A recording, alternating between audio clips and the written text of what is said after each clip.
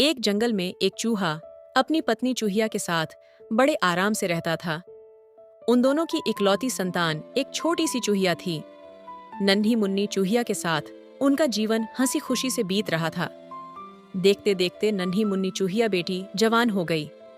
चूहे दंपति को उसकी शादी की चिंता सताने लगी। वे दोनों मिलकर उसके लिए वर खोजने लगे।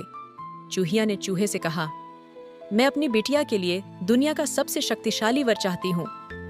एक रात दोनों ने मिलकर यह फैसला किया कि दुनिया में सबसे ताकतवर सूरज है, इसलिए हमें अपनी बेटी के ब्याह के लिए सूरज से बात करनी चाहिए।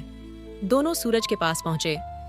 उनके प्रस्ताव को सुनकर सूरज ने कहा, मुझसे ताकतवर तो बादल है जो मुझे ढक लेता है। बात सुनकर चूहा दंपति बादल के पास पहुंचे।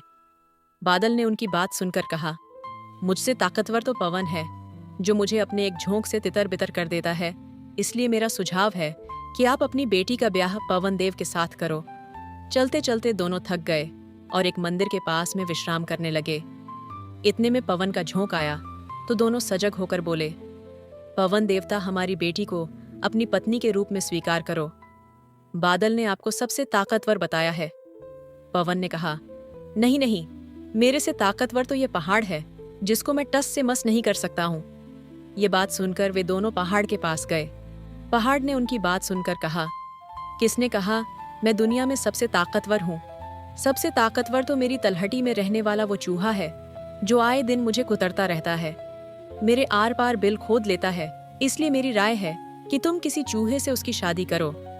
अब चूहे दंपति को समझ में आ गया कि शादी ब्याह के रिश्ते समान कुलशील और स्वभाव के बीच होते हैं। दोस्तों, अगर आपको हमारी कहानी पसंद आती है तो वीडियो को लाइक और चैनल को सब्सक्राइब अवश्य करें। धन्यवाद।